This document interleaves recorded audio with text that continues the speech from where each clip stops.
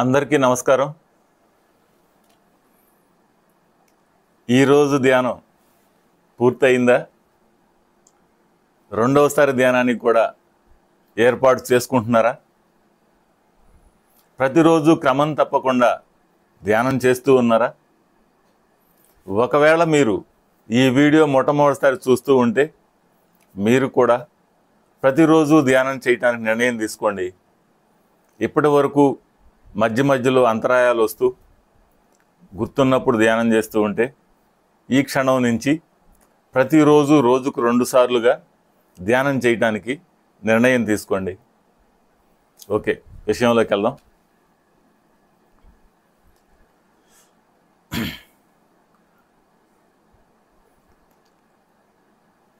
నాకు తెలిసిన ఒక అతను అప్పుల్లో ఉన్నాడు. అతను ధ్యానాన్ని ఆశ్రయించిందే ఆ అప్పులు తీరడం కోసం.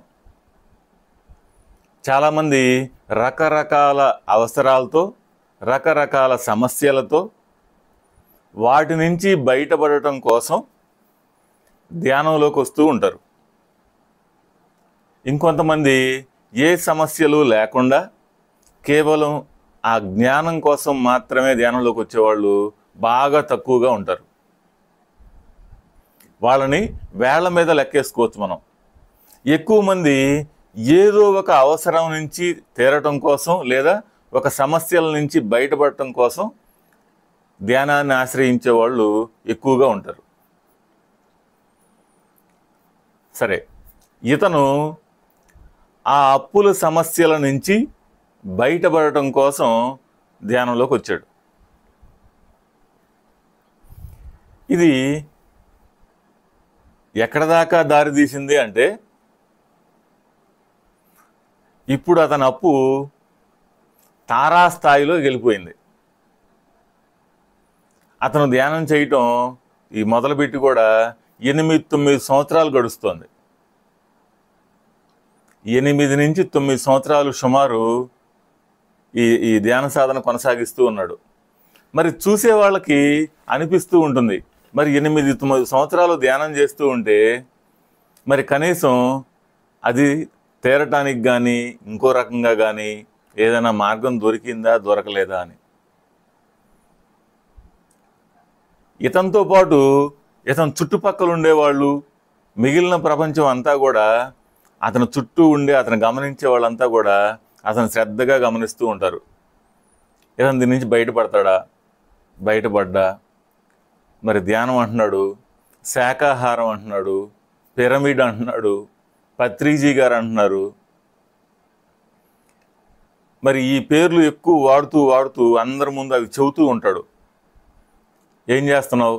ధ్యానం చేస్తున్నా. ఎక్కడన్నా భోజనానికి వెళ్తే నేను శాకాహారమే, నేను మాంసాహారం మానేసా, ఇంకా నేను పిరమిడ్ కడుతున్నా లేదా పిరమిడ్ కట్టా. ఇవాళ ఎక్కడికి వెళ్తున్నావు? వాళ్ళ గురువు గారు ఎక్కడికో వస్తున్నారు, పత్రిజీ గారు, కలవడానికి వెళ్తున్నా, చూడటానికి వెళ్తున్నా.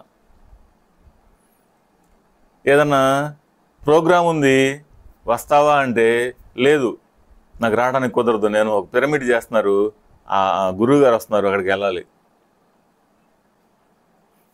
నిరంతరం జనానికి చెప్పే మాటలు ఏంటి అంటే, ధ్యానం, శాకాహారం, పిరమిడు, పత్రిజీ, ఈ 4 మాటలనే చిలక పలుకుల్లాగా పలుకుతూ వల్లె వేస్తూ వచ్చాడు. మరి ఇన్ని మాటలు ఇన్ని సంవత్సరాల నుంచి వింటూ ఉంటే మరి అందరికీ ఏం జరుగుతుందో ఇతని విషయంలో గమనిద్దామనే ఆలోచనలు వస్తాయి కదా, వచ్చినాయి. ఇతను మొదటి దశల్లో సాధన చేసేవాడు. సాధన చేయటం అంటే ఈ అప్పుల బాధ తట్టుకోలేక అడిగేవాళ్ళు ఉన్నా కూడా దీని ద్వారా తీర్చుకోవాలి, తీరాలి, దీని ద్వారా ఏదో సహాయం అందుతుంది అని చెప్పి తీరిపోతాయి. ఏదో గాల్లో నుంచి అట్లా తీసిచ్చినట్లుగా డబ్బులు వచ్చేస్తాయి. లేదు ఇట్లా ఒక్కసారి ఏదో ఇట్లా వస్తువు తీసి పక్కన పెట్టినట్లుగా ఈ అప్పులన్నీ కూడా పూర్తిగా పక్కకి వెళ్ళిపోతాయి. ఏదో ఒక వింత జరుగుతుంది, ఆ వింత కోసం అని చెప్పని చేయటం మొదలుపెట్టాడు. ఆ చేసిన కొత్తల్లో ఇతనికి జరిగిన ప్లస్ పాయింట్స్ ఏంటి అంటే, అనుభవం ఏంటి అంటే, అప్పులు తీరలేదు. తీరకపోగా ఇతనికి డబ్బులు అందటం మొదలుపెట్టినాయి. ఎవరిని అడిగినా, అప్పు అడిగినా కూడా, ఎక్కడైనా ఎవరిని కదిలించినా కూడా, ఈరోజు ఒకళ్ళకి కట్టాలి అంటే ఆ డబ్బులు అందటం మొదలుపెట్టినాయి.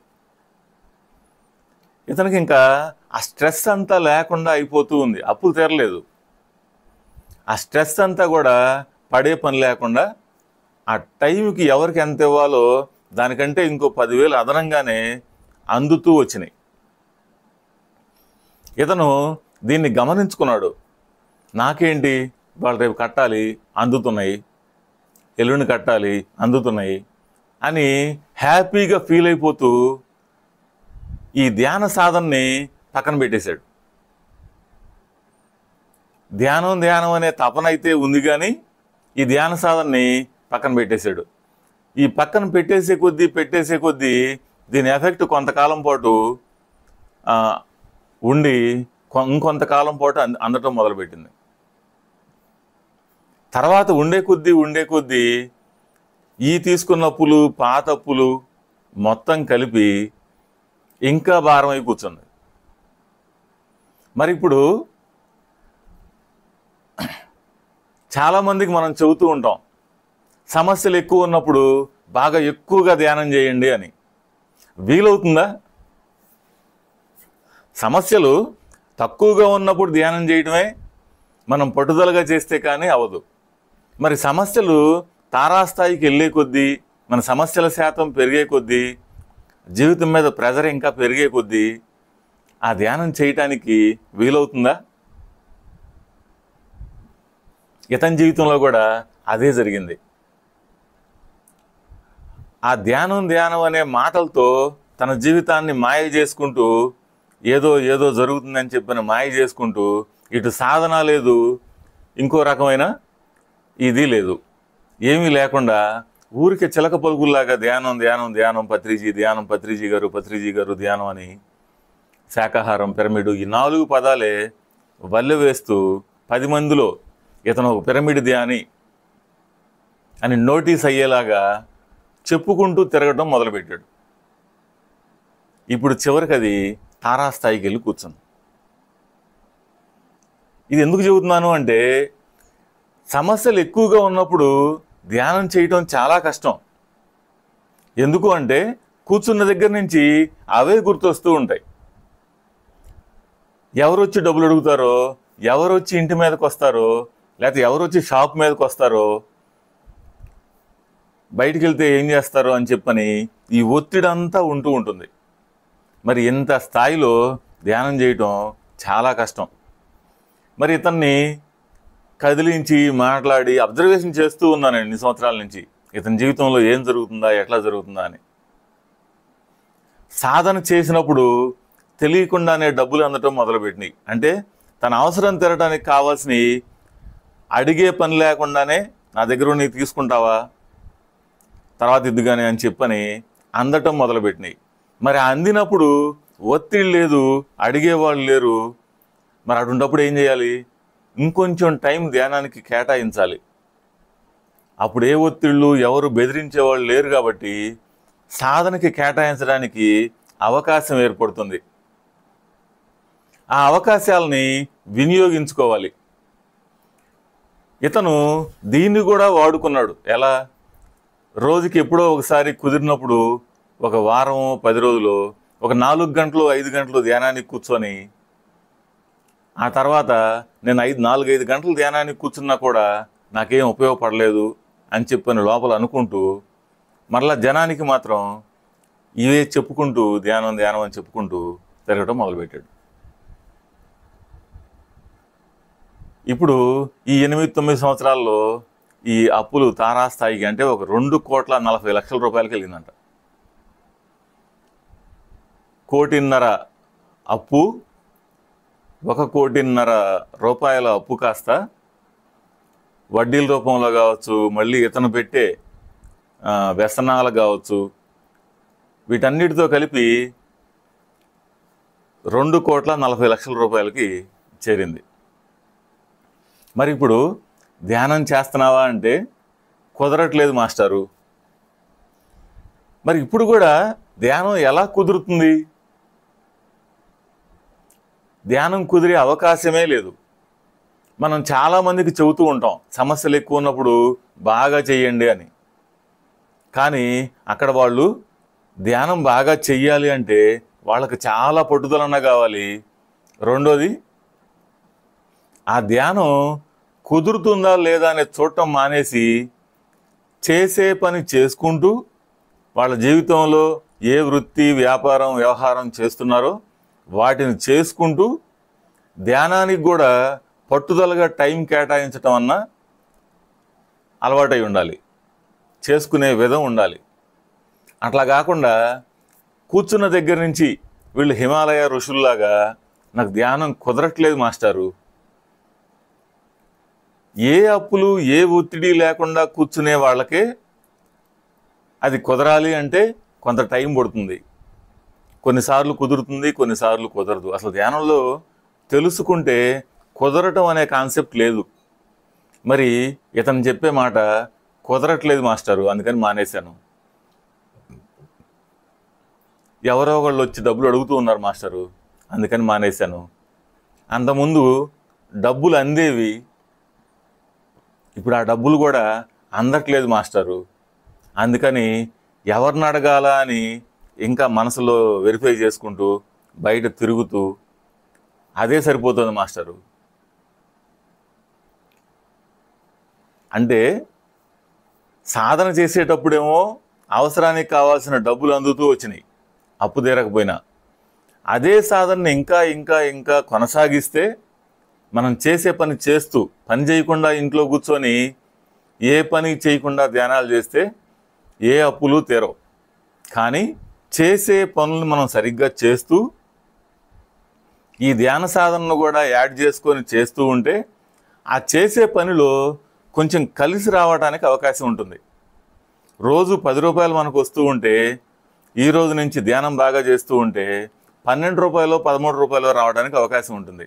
అంతేగాని 10 రూపాయలకి 100 రూపాయలు రావు కదా. దానికోసం కూడా వెయిట్ చేస్తూ సాధన ఆపకుండా కొనసాగిస్తూ ఉంటే అన్ని అవకాశాలు ఏర్పడతాయి. మరి ఇప్పుడు ఈ 2,40,00,000 రూపాయల అప్పు అంటే ఇది అగమ్య గోచరం లాగుంది అతని పరిస్థితి. ఇప్పుడు అతను ఫోన్ చేసినప్పుడు లేదా కలిసినప్పుడు లేదా మాట్లాడేటప్పుడు పరిస్థితి ఏంటి అంటే జనానికి మాత్రం ఎప్పటికి కూడా ధ్యానం, శాకాహారం, పిరమిడు, పత్రిజీ అనే మాటలే చిలక పలుకుల్లాగా వల్లెవేస్తూ ఉన్నాడు. నాకు తెలుసు కాబట్టి అబ్జర్వేషన్ చేస్తూ చూస్తూ ఉంటే సాధన అంటూ లేదు. మన చిన్నపిల్లల్లాగా నేను అబ్జర్వేషన్ చేస్తూ ఉన్నాను. చిన్నపిల్లల్ని ఎట్లా అబ్జర్వేషన్ చేస్తామో అట్లా ఇతని ఈ పరిస్థితి ఎట్లా అవుతుంది, ఏం జరుగుతుంది అని అబ్జర్వేషన్ చేస్తూ ఉంటే జరిగిన తీరిది. అందుకే ఎవరైనా సరే సమస్యల్లో ఉన్నప్పుడు ధ్యానం కుదరాలి అని కోరుకోబాకండి. ఎంత కుదిరితే అంత, ఎంత టైం మీరు చెయ్యాలి అనే అవకాశం ఉంటే అంత సాధన చెయ్యండి. దీంతోపాటు మీరు ఇప్పటిదాకా ఏ వృత్తి వ్యవహారం చేస్తూ ఉన్నారో అది కొనసాగించండి. 10 రూపాయలు వచ్చే దగ్గర ఇంకొక రూపాయి కలిసి రావడానికి ఏర్పడుతుంది అవకాశం. ధ్యానం చేస్తే ఏ మంత్రాలో మాయలో జరిగి గాల్లో నుంచి డబ్బులు పడవు, ఎక్కడి నుంచో మూటలు వచ్చి అట్లా మన ఒళ్ళో పడవు. ధ్యానాన్ని కూర్చున్నప్పుడు చేసే పనిలో కలిసి రావాలి. అది మనం రోజు సాధన చేస్తూ మన పని మనం చేస్తూ ఉంటే అది ధ్యానం ద్వారా జరుగుతుంది వచ్చే ఫలితం. దీన్ని అబ్జర్వేషన్ చేసుకోండి, దీన్ని గుర్తించండి. ఊరికే ధ్యానం ధ్యానం అని పలికితే ఫలితాలు రావు. ఇది శబ్దం ద్వారా వచ్చే ఫలితం కాదు. ఓంకారం ఉంది, శబ్దం ద్వారా వచ్చే ఫలితాలు ఉన్నాయి. కానీ ధ్యానానికి సాధన చేస్తూ ఉంటేనే ఆ ఫలితాలను మనం పొందడానికి అవకాశం ఉంటుంది. అలా కాకుండా ఓన్లీ ధ్యానం ధ్యానం ధ్యానం ధ్యానం అని శాకాహారం శాకాహారం, పిరమిడు పిరమిడు, పత్రిజీ గారు అని అనుకుంటూ ఉంటే ఏ ఉపయోగం ఉండదు. ఇంకా కొంతమందిని గమనించాను, వాళ్ళు ఏ పని చేయకుండా కేవలం ధ్యానం మాత్రమే చేస్తూ ఉంటే ఎలా కలిసి వస్తుంది? ఎట్నుంచి కలిసి రావాలి? ఇది కూడా మూర్ఖత్వం అవుతుంది. గుడ్డిగా ఏ పని చేయకుండా ధ్యానం కూడా చేయకూడదు.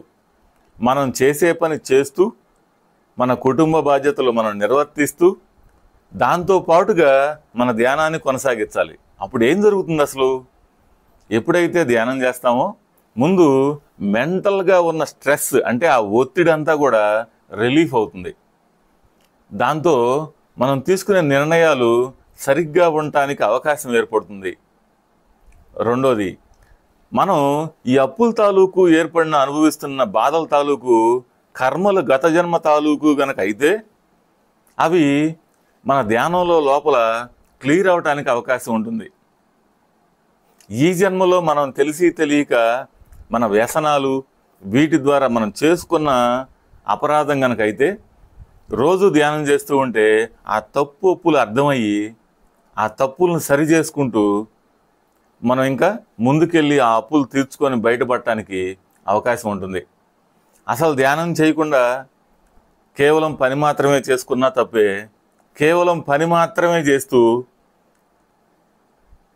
ధ్యానం చేయకపోయినా ఇబ్బందే. కేవలం పని చేస్తూ ధ్యానం చేయకపోయినా ఇబ్బందే. కేవలం ధ్యానం చేస్తూ పని చేయకపోయినా కూడా ఇబ్బందే. ఏదో ఒకటి మనం చెయ్యాలి. చేస్తూ ఉంటే దాంట్లో కలిసి వస్తుంది. ఈ విషయాలను గమనించుకోండి. గమనించుకొని వాటిని మన జీవితంలో అప్లై చేసుకుంటూ ఉంటే మన జీవితం చాలా సుఖంగా, సంతోషంగా, ఆనందంగా ఉండటానికి అవకాశం ఉంటుంది. 100కి 100% మనం చేసే పనిలో రోజు 10 రూపాయలు వస్తూ ఉంటే ఈ ధ్యాన సాధన ఒక 2-3 నెలలు గడిచేటప్పటికి 11వ రూపాయి రావటం మొదలవుతుంది. 10 రూపాయలకు 100 రూపాయలు రావు. ఈ 10 రూపాయలు వచ్చే దగ్గర 11వ రూపాయి రావటం తప్పనిసరిగా మొదలవుతుంది. దీన్ని గమనిస్తూ ఉండండి. ఒక్కరోజు కూడా వదలకుండా ధ్యానాన్ని మన జీవితంలో అప్లై చేస్తూ ఉండండి, అంటే కొనసాగిస్తూ ఉండండి.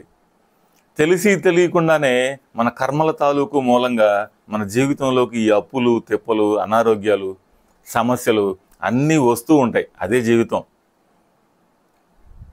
కానీ మనం వాటిని చిన్న చిన్నగా క్లియర్ చేసుకుంటూ మన జీవితాన్ని మనం కొనసాగించాల్సిందే. ఎప్పుడైతే ధ్యానం చేస్తామో లోపల ఆత్మవిశ్వాసం పెరుగుతుంది.